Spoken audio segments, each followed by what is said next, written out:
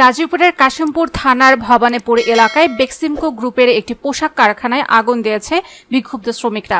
বুধবার বেলা 11টার আগুনের সূত্রপাত হয়। প্রত্যক্ষদর্শীরা জানান, ভয়াবহ এই অগ্নিকাণ্ডে কোম্পানির গোডাউন সহ স্টক কাপড়ের গোডাউন পুড়ে যাচ্ছে।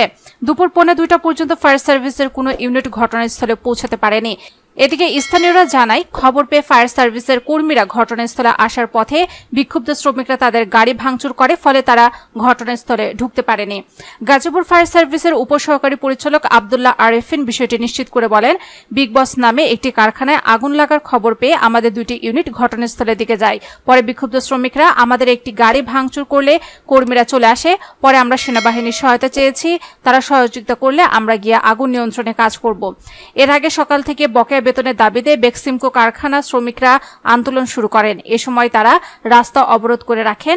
বেলা 11:30টার দিকে একদল বিক্ষুব্ধ শ্রমিক বিগ বস নামে কারখানায় আগুন ধরিয়ে দেয়।